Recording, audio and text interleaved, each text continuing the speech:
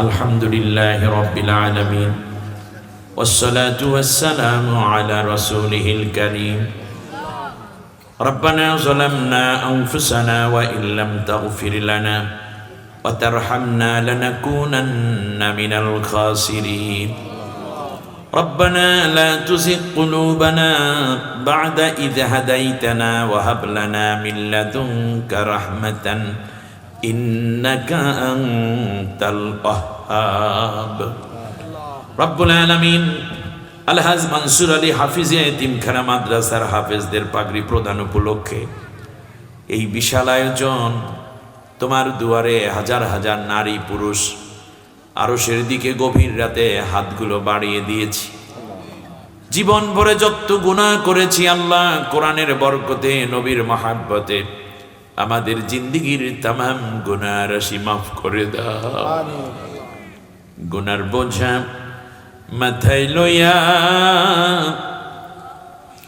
দেশ বিদেশে ঘুরি, কোন দিন জানি আজরাইলের হাতে ধরা পড়ি।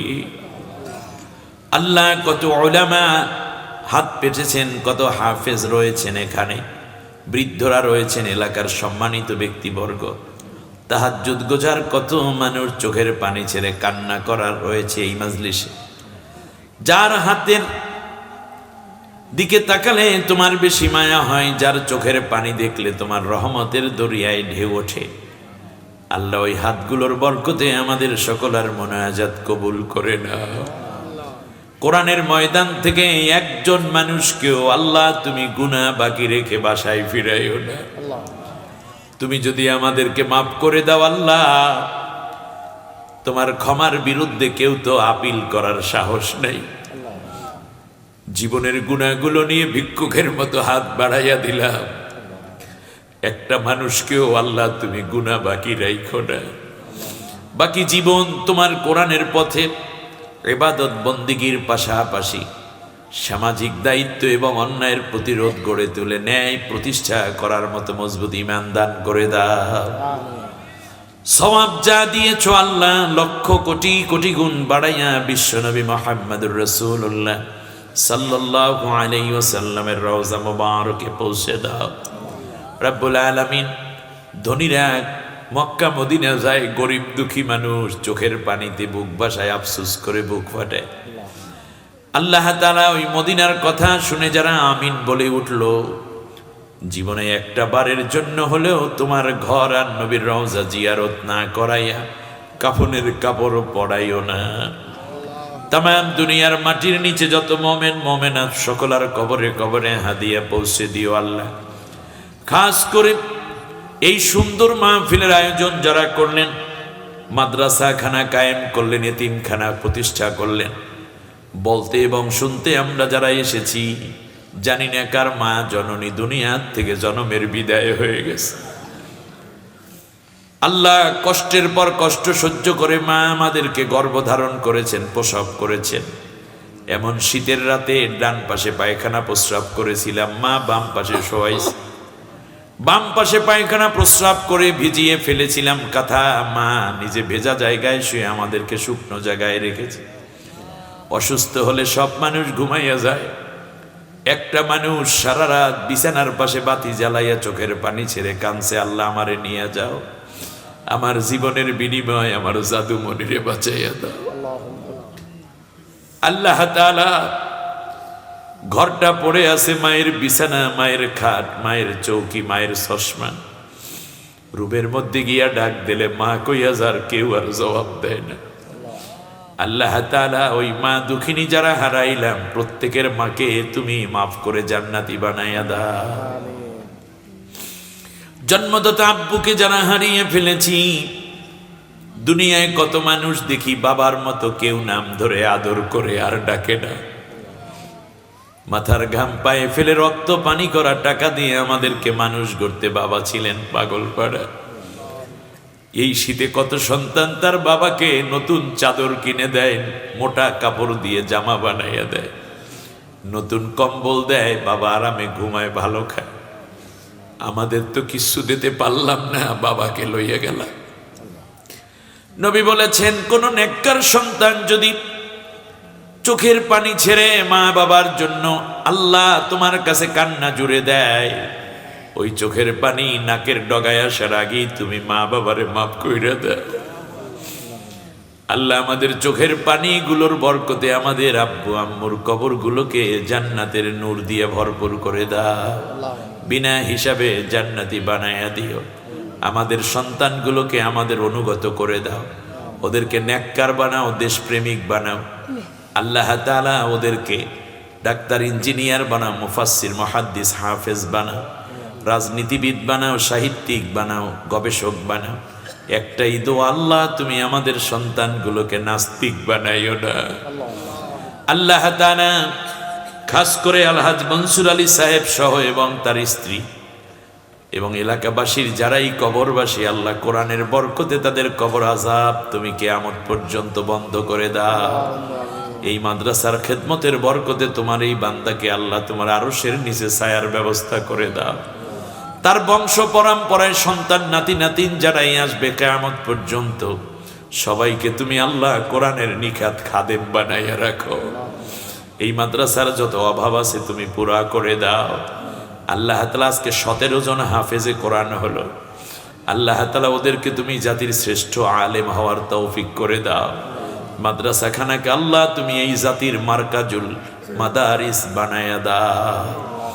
রব্বুল আলামিন, যারা আমিন আমিন বলছেন, কার মনে কিসের ব্যথা তুমি যেন ব্যথাগুলো দূর করে দাও, মনের ন্যাক আশাগুলো পুরা করে দাও। যারা অসুস্থ সবাইকে তুমি সুস্থতা দান করো। নারীরা হাত পেতেছেন, কার মা নাই, কার যেন বাবা নাই, স্বামী হারাইয়া কে যেন কান্দে, কলিজার টুকরা সন্তান হারাইয়া কাটা কবুতরের মতো কে যেন ছটফট করছে। আল্লাহ দয়া করে যাদেরকে তুমি নিয়েছো সবাইকে মাফ করে জান্নাতি বানায়া দাও। আল্লাহ তাআলা যাদের স্বামী স্ত্রী আছে তুমি তাদেরকে মহাব্বত, ভালোবাসা বৃদ্ধি করে দাও, অভাব অনটন দূর করে দাও। আল্লাহ তাআলা নবী বলেছেন, যেই 4টা কাজের জামিনদার নারী হবে ওই নারীর জন্য আমি বেহেশতের জামিনদার হব। দৈনিক 5 ওয়াক্ত নামাজ পড়বে, রমজানের রোজা রাখবে, স্বামীর খেদমত করবে, পর্দা পুশিদা মতো চলবে, দ্বীনের কাজে সহযোগিতা করবে। আল্লাহ এই কাজগুলো করে আমাদের মা বোনদেরকে নবীর জিম্মায় জান্নাতি হওয়ার তৌফিক করে দাও। মাসলুম এই পরিবারটার উপর আল্লাহ তুমি রহমত নাজিল করে দাও। আল্লাহ তাআলা একে একে অনেকেই চলে গেল এই পরিবারের, বাতিলরা চাই এই পরিবারটা শূন্য করে দিতে। আল্লাহ তুমি দয়া করে তোমার খাস রহমত দিয়ে এই পরিবারটার হেফাজতকারী হয়ে যাও। রব্বানা তাকাব্বাল মিন্না ইন্নাকা আনতাস সামিউল আলিম। আল্লাহ তাআলা বিশেষ করে এই মাহফিল, এই মাদ্রাসা তুমি কিয়ামত পর্যন্ত কায়েম ও দায়েম করে দাও। আমার ডানে বামে সামনে পেছনে যত কবরবাসী সকলের কবরগুলোকে আল্লাহ তুমি জান্নাতের নূর দিয়ে ভরপুর করে দাও। বাংলাদেশকে আল্লাহ তুমি দুর্নীতি মুক্ত, অন্যায় মুক্ত, খুন খারাপি মুক্ত, বৈষম্যহীন, স্বাধীন সার্বভৌম বাংলাদেশ এবং শান্তিপূর্ণ বাংলাদেশ হিসাবে কবুল করে নাও। আগামীর পার্লামেন্টকে আল্লাহ তুমি কোরআনপন্থী, দ্বীনপন্থী, ইসলামপন্থী ভালো মানুষ, দেশ প্রেমিকদেরকে আল্লাহ তুমি নেতৃত্বের চাবিকাঠি উঠাইয়া দাও। রব্বানা তাকাব্বাল মিন্না ইন্নাকা আনতাস সামিউল আলিম ওয়া তুব আলাইনা ইন্নাকা আনতাত তাওয়াবুর রাহিম। রব্বুল আলামিন, আল্লাহ তাআলা আমার দেশ নিয়ে যারা ষড়যন্ত্র করে ওদের চেহারা জাতির সামনে তুমি উলঙ্গ করে দাও। অনেক রক্তের বিনিময়ে বাংলাদেশে আল্লাহ তুমি আর কোনো রক্ত ঝরাইও না। আল্লাহ হাজারো মানুষের জীবনের এবং রক্তের ভেজাই বাংলাদেশকে আল্লাহ তোমার রহমত দিয়ে সবুজ করে দাও। মরণ যেদিন আসবে, মসজিদের বারান্দার খাট যেই দিন বাসার সামনে হাজির হয়ে যাবে, অ্যানাউন্স হবে শোক সংবাদ, প্রতিবেশীরা দৌড়ে আসবে, ধরাধরি করে দেহটা খাটের মধ্যে কিংবা ফ্লোরে শোয়াইয়া দিবে, চোখের পাতা বন্ধ করে হাত পা সোজা করে রাখবে। কেউ কাফনের কাপড় আনতে বাজারে যাবে, বড়ই পাতা দিয়ে জনমের গোসলের পানি গরম করা হবে। সন্তানের আব্বু আব্বু বলে কপালে চুমু খাবে, মা মা বলে বুকের মধ্যে মাথা রেখে ডাকবে, জবাব দেয়া যাবে না। আল্লাহ তাআলা আব্বা আব্বা বলে গালের সাথে গাল লাগাইয়া ডাকবে, আর সন্তানদেরকে সান্ত্বনা দেওয়া যাবে না। হায়াতের কোনো দরখাস্ত করিনি আল্লাহ, কোরআনের কথা বলছি, কোরআনের পথে চলছি, এমন অবস্থায় শাহাদাতের মাউত নসিব করে দিও। কিংবা নামাজের মধ্যে যখন সিজদায় পড়ে যাব, এমন অবস্থায় দয়ার মৃত্যুটা আল্লাহ তুমি আমাদের নসিব করাইয়া দিও। ইন্তেকালের সময় কলিজার টুকরা সন্তান কিংবা ভালো আলেম দ্বারা সূরা ইয়াসিন কানে শুনতে শুনতে আরামের মরণ দিও। ইন্তেকালের কঠিন মুহূর্তে নবীজির নূরের চেহারাখানায় এক ঝলক দেখাইয়া আসানের সাথে পরাণ পাখি বের করে নিও।